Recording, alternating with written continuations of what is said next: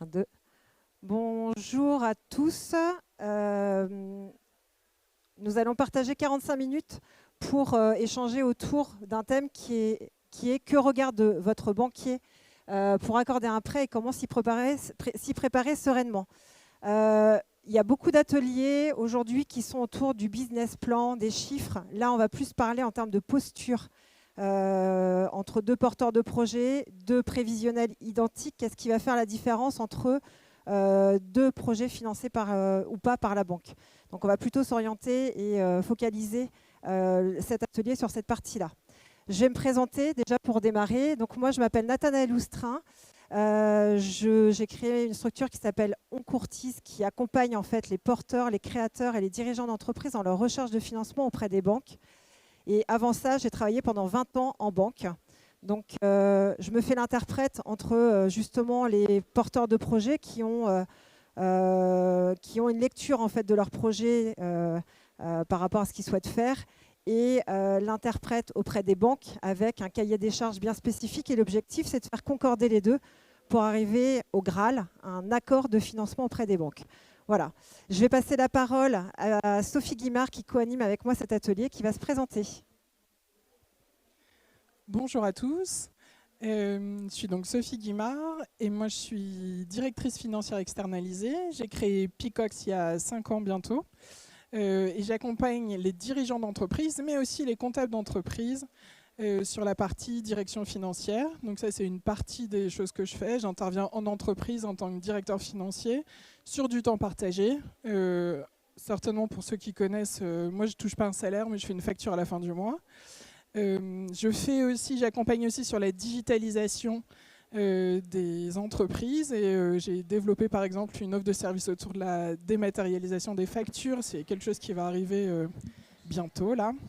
Et puis je fais aussi de la formation, de l'accompagnement et puis je facilite des ateliers autour de l'échange de bonnes pratiques justement dans toute cette sphère de la direction financière. Je repasse la parole à Nathanaëlle qui va commencer en parlant justement du regard du banquier pour l'octroi d'un prêt. Ok, merci Sophie. Donc, que regarde un banquier pour l'octroi d'un prêt? Ici, on va parler de vous, super-héros de votre entreprise, c'est-à-dire qui vous êtes, c'est quoi votre parcours professionnel. Ça y est. Ah, si, ça marche.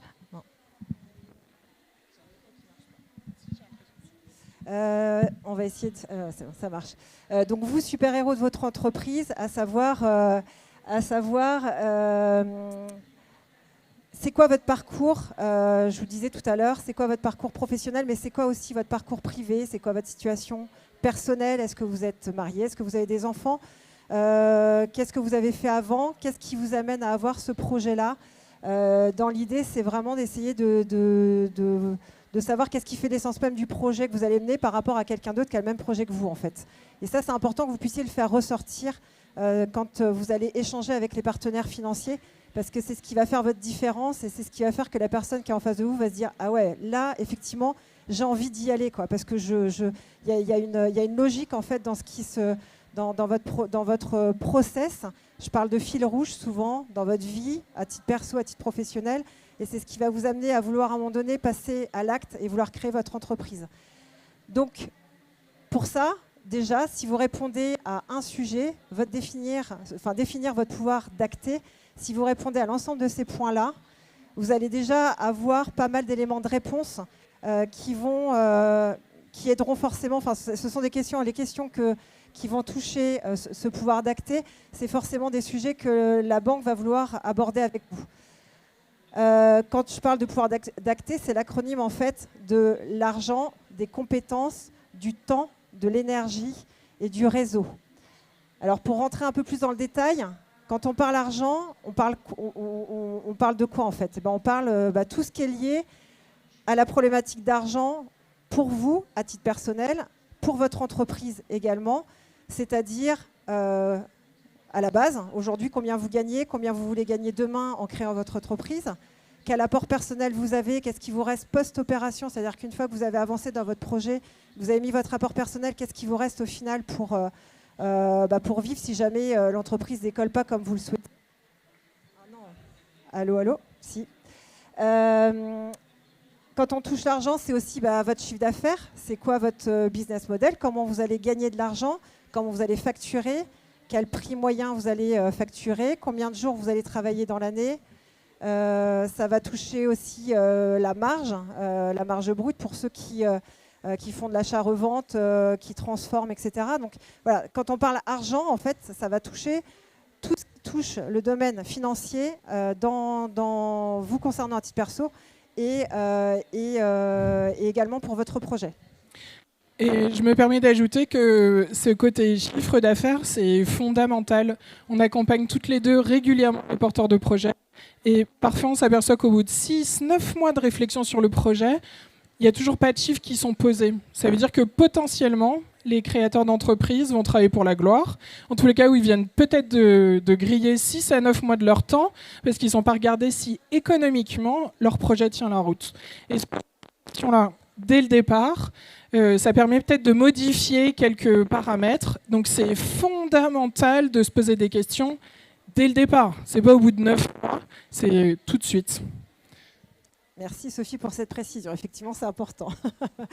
Pour continuer sur les différents, sur votre pouvoir d'acter, ça va être de savoir quelles sont vos compétences. Les compétences, on a l'expertise professionnelle que vous pouvez faire ressortir, ce que vous avez appris à l'école ou au travers de votre activité professionnelle, mais il y a aussi les compétences du dirigeant d'entreprise. Il ne faut pas les oublier. Un dirigeant d'entreprise, il doit savoir, il doit savoir tout faire en fait. C'est-à-dire qu'il doit savoir communiquer, il doit savoir vendre, il doit savoir marketer son offre, il doit savoir manager, il doit savoir piloter, gérer son entreprise. Et c'est pas que le métier, c'est pas que son expertise, c'est aussi au moins d'avoir à minimum ces bases d'informations-là. Après, on verra un peu plus loin, c'est aussi de savoir s'entourer pour avoir les compétences adéquates quand on ne les a pas. Je continue sur la partie temps. Le temps, c'est aussi important de le définir. Et la banque, toujours encore une fois, le but, c'est de répondre à des problématiques ou des questions que la banque pourra avoir sur votre projet. En termes de temps, aujourd'hui, vous êtes salarié, demain, vous devenez chef d'entreprise. Quel temps vous allez mettre à disposition pour votre entreprise? Est-ce que vous souhaitez travailler comme vous le faisiez, peut-être 35 ou 40 heures? Est-ce que, au contraire, c'est plus ou est-ce que c'est moins? Enfin, c'est important de le définir et de savoir, quand vous prenez un commerce, définir effectivement les horaires que vous allez avoir, les jours d'ouverture, les week-ends, les vacances, parce que tout ça, ça va forcément impacter votre chiffre d'affaires. Voilà, donc ça, c'est important aussi. Et puis le temps aussi personnel pour se ressourcer. Et là, on va parler d'énergie, parce que c'est un parcours du combattant, clairement, l'entreprise. Alors c'est bien, hein, c'est un outil de développement personnel, je pense, qui est puissance 10. Si vous voulez savoir un peu qui vous êtes, l'entrepreneuriat vous sert vraiment à connaître vos limites et justement à les repousser au jour le jour. L'énergie, c'est justement ça, c'est qu'est-ce qui vous ressource pour pouvoir attaquer vos journées, vos semaines, et quand il y a des baisses de morale, des baisses de régime, pouvoir vous trouver les ressources nécessaires pour repartir du bon pied derrière. Et enfin, le dernier, c'est le réseau. C'est ce que vous venez trouver, par exemple, ici, en assistant à un salon comme celui d'aujourd'hui. Quand ça fait 1 an, 2 ans, 3 ans qu'on vient au salon, en fait, on s'aperçoit que son réseau, il s'élargit de plus en plus. Et ça, c'est agréable et c'est juste nécessaire aussi à votre entreprise parce que, enfin, à vous déjà, c'est de connaître du monde, de pouvoir échanger. Quand on parle de réseau, on parle déjà, quand vous voulez créer, de sa famille proche. Est-ce que ses conjoints, enfants, parents vous soutiennent dans votre projet? C'est important d'avoir ce soutien-là parce qu'encore une fois, il y a des jours avec et des jours sans. Et il faut que vous puissiez avoir des ressources auprès de vous pour pouvoir échanger. Si ce n'est pas le cas ou si c'est le cas, mais en plus, c'est d'avoir des personnes, des amis ou de la famille qui sont dans le monde de l'entrepreneuriat qui peuvent aussi vous dire, voilà, ce que tu vis aujourd'hui, t'inquiète, c'est normal. On vit ça, c'est normal. Moi, personnellement, je fais partie du CCRE, par exemple, le Club des créateurs repreneurs d'entreprise, qui est juste à l'entrée du salon. Et on n'est que des chefs d'entreprise et en fait, on échange sur les difficultés que chacun rencontre en fait, dans le cadre de son entreprise. Donc voilà. Il ne faut pas hésiter à faire partie de réseaux de pairs ou des réseaux qui sont en lien avec votre entreprise, mais pas vous retrouver tout seul. Pour continuer, une fois que vous avez défini votre pouvoir d'acter, je vous invite vraiment à poser sur une feuille voilà, chaque point, de réfléchir sur chaque point, parce qu'encore une fois, ça vous aide, à vous construire, et et deuxièmement, la banque aura forcément des questions qui seront liées par rapport à ça. C'est fondamental. Et que ce soit la banque ou les comités de financement, les comités de subvention, c'est une des façons dont on se connaît avec Nathanaël. On fait partie des comités de prêt d'honneur et initiative. Et je crois que dans 80% des cas, pour pas dire 100%, le projet et le prévisionnel en chiffres, on peut un peu lui faire dire ce qu'on veut. En revanche, je pense qu'on apprécie le porteur de projet à la capacité qu'il a à répondre aux questions qu'on peut lui poser, la posture qu'il peut avoir, est-ce qu'on le sent capable de pivoter. Et donc, ce que vous incarnez, à ce moment-là, justement, il y a Yoann qui passe. Il a entendu Rani, c'est pour ça. Eh ben, qu'est-ce que vous allez incarner, quelle posture vous allez avoir, et ça, c'est fondamental. Donc, au-delà du prévisionnel, personne n'a de boule de cristal, parce que ça peut évoluer. Hein.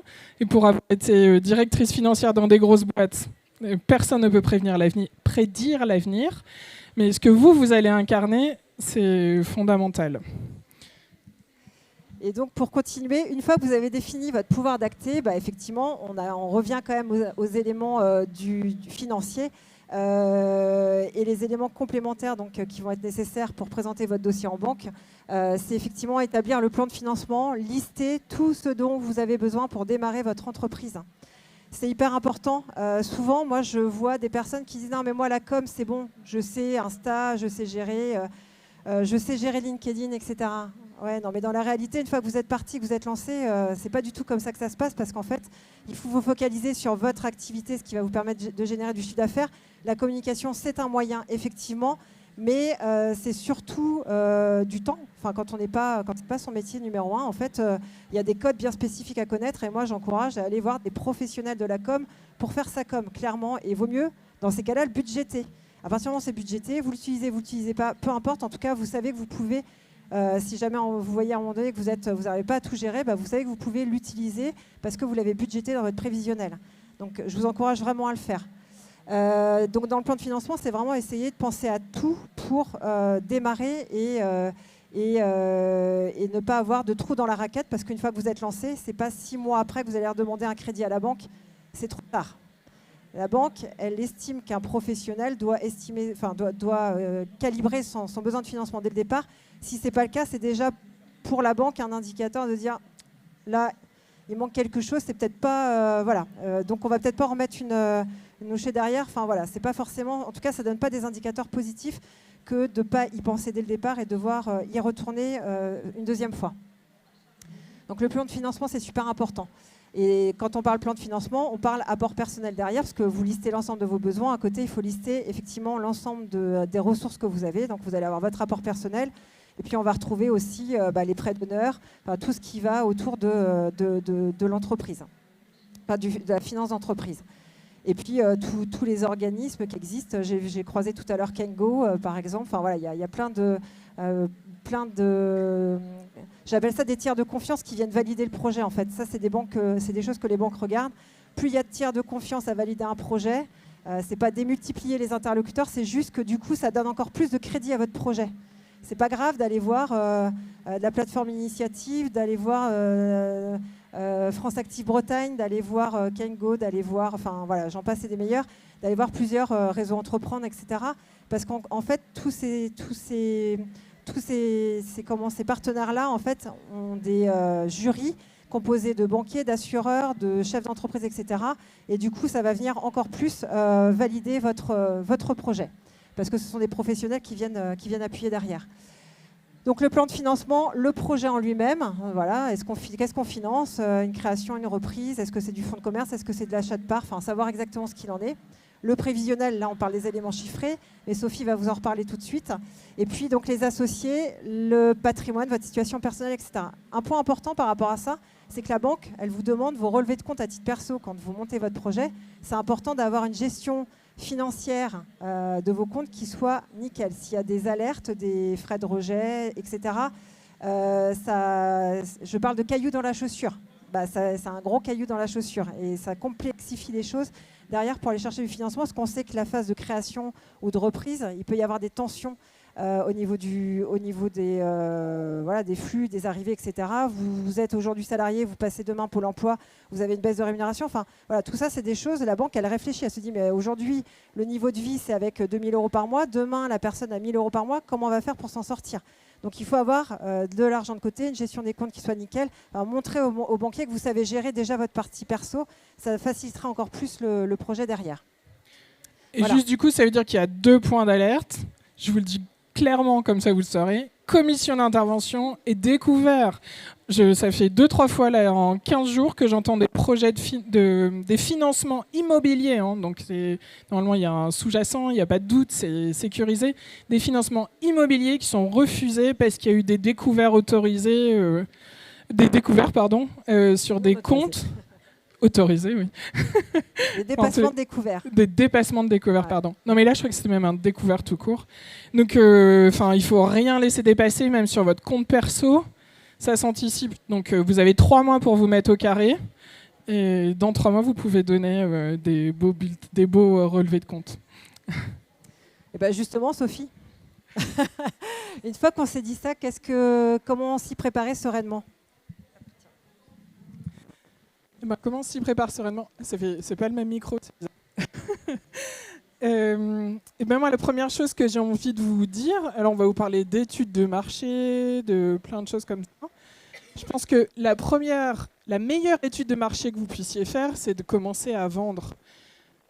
Commencer à tester ce que vous voulez faire. Alors peut-être pas dans les conditions exactement, si vous avez besoin d'acheter un local et tout. En revanche, tester si effectivement vous arrivez à construire votre offre de service. Je ne sais pas quelles sont vos envies ici, mais effectivement, vous testiez. Et la première chose à faire, ce n'est pas de créer sa boîte et ensuite de se dire où sont les clients. C'est d'abord aller chercher des clients. Ça ne vaut peut-être pas le coup tout court d'aller créer une boîte si vous ne définissez pas un produit et s'il n'y a pas de clients pour acheter ce produit. Donc ça, c'est pour moi la première étape. C'est les enseignements qu'on peut avoir du Lean Startup, si certains ont eu l'occasion de se renseigner un peu sur cette approche.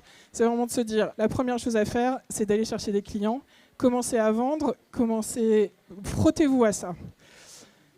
Et parce que faire du chiffre d'affaires, c'est rassurant parce qu'effectivement, ça apporte de l'argent, ok. Mais voilà, comme je le disais en introduction, c'est la meilleure étude de marché que vous puissiez faire. Vous pourrez apporter la preuve que ce que vous avez développé tout seul dans votre chambre, c'est pas une lubie, mais c'est bel et bien un vrai produit avec des vrais clients qui vont pouvoir se vendre. Et là, c'est imparable. Vous pourrez mettre aucune statistique en face.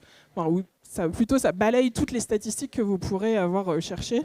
Ce sera beaucoup plus probant. Et ça rassure la banque. Et ça rassure la banque. C'est vrai que c'est une des raisons pour lesquelles on a mis ça, c'est que c'est une discussion qu'on a souvent. J'accompagne pas mal de startups. Et une des choses qui bloque, c'est qu'effectivement, il n'y a pas de chiffre d'affaires au départ, parfois. Et du coup, c'est compliqué. Le deuxième point, moi, sur lequel j'avais envie d'insister, c'est sur votre prévisionnel. Nathanaël en a parlé. Vous avez peut-être vu des ateliers sur comment faire son prévisionnel. C'est très bien. S'il y en a encore, allez-y.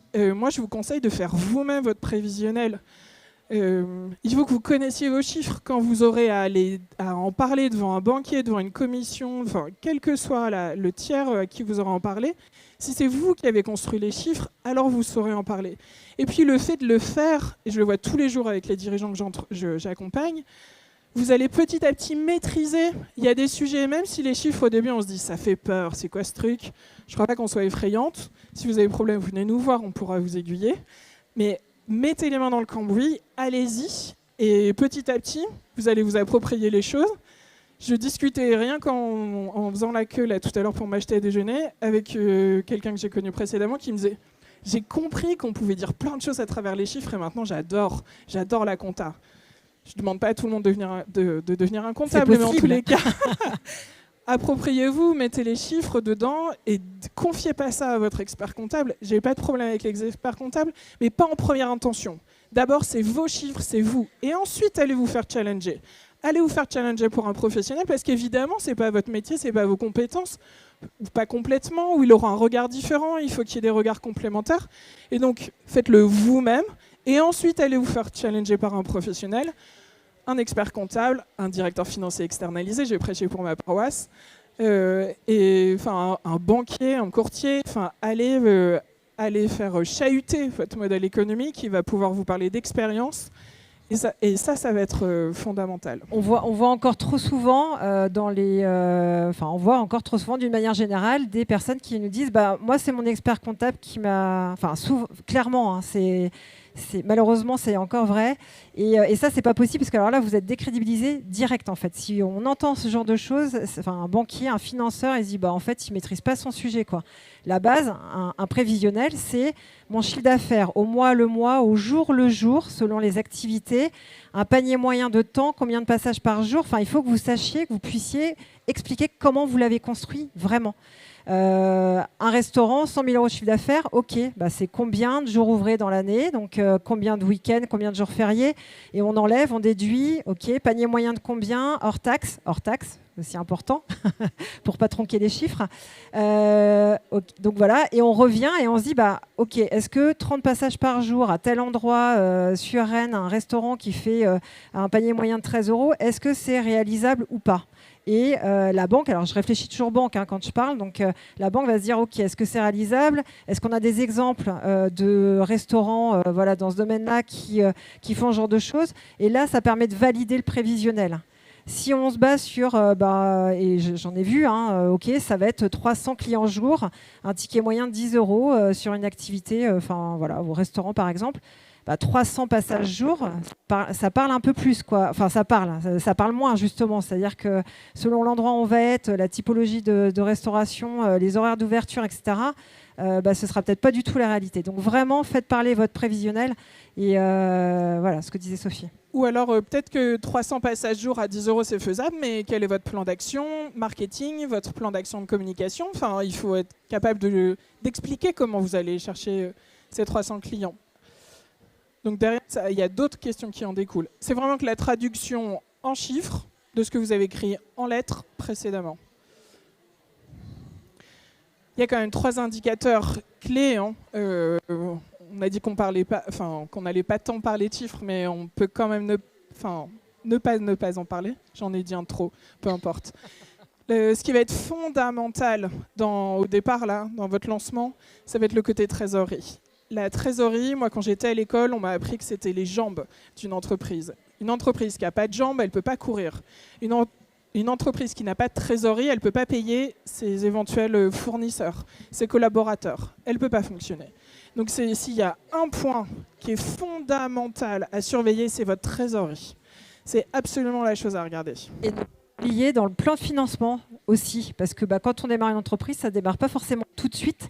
Et souvent, on se retrouve avec des plans de financement où il n'y a pas de BFR de prévu au démarrage, alors que le temps que l'entreprise peut créer, se lance, etc., ou s'il y a des travaux, il se passe 1 mois, 2 mois, 3 mois, 6 mois où la commercialisation va démarrer. Ça s'anticipe, ça se prévoit sur un prévisionnel. Ne pas l'oublier. Nathanaël, je t'avais dit qu'il ne fallait pas qu'on dise de gros mots. Est-ce que tout le monde sait ce que c'est que le BFR ? Pardon. Je mets une pièce dans la tirelire, d'accord.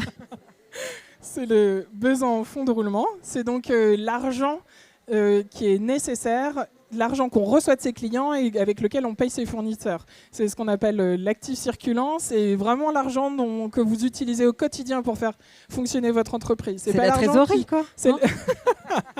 Mais c'est pas la trésorerie qui sert à financer l'achat d'un bâtiment, d'une machine ou de quoi d'autre. Voilà. Donc stock plus client moins fournisseur, pour ceux qui ont un peu une idée, d'accord, ressemble à un bilan. Donc la trésorerie, deuxième indicateur, on en a parlé tout à l'heure, le chiffre d'affaires. Ça valide tellement de choses de faire du chiffre d'affaires. C'est tellement rassurant pour un banquier et pour soi-même, évidemment. Ça paraît une évidence. Mais c'est fondamental, en fait, de montrer que votre produit, il est réel, il existe, il y a des clients pour ça. Et puis, le chiffre d'affaires, je me souviens quand je travaillais dans la grande distribution, c'était l'indicateur sur lequel mon directeur de magasin a été mesuré. Et moi, c'était sur la marge en tant que bon gestionnaire. Donc, en tant que bon commercial, vous allez aller regarder votre chiffre d'affaires. Mais en tant que bon gestionnaire, dans votre haute casquette de dirigeant, vous allez regarder la marge. Parce qu'une activité qui ne déclenche pas de marge, c'est-à-dire dont vous ne pouvez pas vous payer, ça ne sert à rien, faites autre chose. Donc, C'est fondamental de regarder. Alors ça, c'est les 3 indicateurs clés, les warnings, les phares. Il y en aura plein d'autres, ça va dépendre de votre activité. Il y a plein de choses à regarder. En tous les cas, ça, vous ne pouvez pas passer à côté. Et puis alors peut-être que votre demande de financement auprès d'une banque, vous ne la ferez pas au moment de la création de votre entreprise. Moi, je vois trop de chefs d'entreprise qui se disent « Non, mais moi, la compta, c'est mon expert comptable, je ne m'en occupe pas. Je m'inscris en faux. Pour moi, ça fait partie d'une hygiène. J'ai mis une photo avec des herbes, c'est du désherbage. C'est un peu tous les mois. Vous êtes un peu, c'est comme, enfin, pour ceux qui ont un jardin, le désherbage, c'est un peu tous les mois pour ne pas en avoir trop. Ben là, c'est pareil. C'est quelles sont les petites routines, quelles sont les tâches récurrentes que vous mettez en place tous les mois pour ne pas vous laisser déborder. Et moi, c'est la façon dont je travaille avec mes clients. Je suis dans une logique mensuelle et c'est pas une fois par an je regarde certaines choses. Non, c'est tous les mois, je sais ce qui se passe. Je ne vous demande pas de faire la compta à la place de votre expert comptable, même si aujourd'hui il existe des logiciels de comptabilité qui sont collaboratifs, c'est-à-dire que vous voyez ce qu'a passé l'expert comptable, ça vous donne des informations, enfin il peut y avoir vraiment une interaction. Ça peut être aussi un critère de sélection pour vos experts comptables, savoir avec quel logiciel ils travaillent. Est-ce que vous aurez accès à l'information? C'est des questions que vous pouvez leur poser. Et vous faire vos petites routines. C'est parce que vous aurez des petites routines tous les mois que vous pourrez. Moi, j'ai une SARL, ça me prend 1 jour par mois, 2 fois une demi-journée de gérer, je fais ma compta évidemment, de faire ma compta et de gérer le quotidien. Okay, donc c'est vraiment cette logique de routine. Je vois des experts comptables derrière. Je pense qu'ils ne démentiront pas sur ce point-là et que ça facilite leur vie aussi. Et juste quand même une précision, parce que tu disais que le crédit, c'était pas tout de suite. Si, un crédit bancaire pour une création, une reprise d'entreprise, c'est au démarrage. Ne demandez pas 6 mois après, ça va être la grosse galère. Vraiment, parce que la banque va là demander... en fait, c'est pour une création... vous partez sur un prévisionnel avec du chiffre d'affaires qui doit arriver, des clients potentiels qui arrivent. C'est validé. Si vous demandez au bout de 6 mois, la banque va vous demander réellement qui sont vos clients. Et si vous ne pouvez pas fournir d'informations par rapport à ça, ça va être compliqué. Et au bout d'1 an, ils vont dire on va attendre que vous ayez le premier bilan qui sorte. Sauf que le bilan, il ne sort pas dès la clôture de l'année. Donc il faut encore attendre quelques mois. Donc voilà. Donc le faire au démarrage, c'est vraiment, vraiment, vraiment un conseil. Donc cette liste de tâches récurrentes, c'est une fois que vous avez obtenu votre financement. Non mais peu importe, cette routine-là, elle est fondamentale pour ne pas se perdre et pour apprendre en fait. Vous verrez bien qu'il y a des sujets, au fur et à mesure, vous direz « Ah ça, je ne comprends pas » et là, vous allez prendre 1 heure, 2 heures pour creuser et petit à petit, ça va devenir facile. Et bien, on arrive à la conclusion. Ah oui. On est pile poil à l'heure. L'objectif, effectivement, enfin la conclusion, anticiper pour préparer les objections. Plus vous pensez, plus vous réfléchissez, vous tournez votre projet dans tous les sens, plus vous aurez les réponses à vos questions. Et le jour où vous rencontrez les financeurs, en fait, plus vous avez... on voit quelqu'un qui a réfléchi son projet et qui a la réponse à toutes ces questions, qui a réfléchi, qui sait où aller chercher l'information. On sait que cette personne-là, une fois qu'elle est lancée, en fait, elle aura les ressources nécessaires pour s'en sortir et aller chercher les bonnes personnes, les bonnes informations et avancer. Et voilà. Et ça, c'est super important et c'est un élément qui démontre en fait aussi du bon professionnel, du bon chef d'entreprise que vous allez être. Moi, je dirais que s'il y a 2 choses que vous devez retenir de ce qu'on vient de vous dire, c'est que vous avez un moyen mnémotechnique qui est le pouvoir d'acter avec ces 5 lettres. Là, c'est quand même super chouette de faire le tour là, sur ce qu'il faut maîtriser pour aller voir un banquier. Et le fait de faire vous-même votre prévisionnel. Mettez les mains dans le cambouis, ça vous ouvrira tellement de portes, ce sera tellement plus facile après. Si vous voulez qu'on se retrouve... Ouais. Si vous avez des questions, on se retrouve. Ouais. Et puis on se retrouve sinon à la fin du... Et si vous avez des questions, on vous écoute.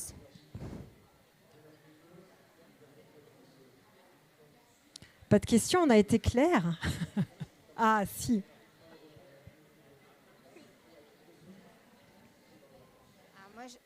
Est-ce qu'on m'entend? Je déteste faire ça, donc je vais essayer de parler plus fort dans ces cas-là. Est-ce que tout le monde... Non? Je la répète.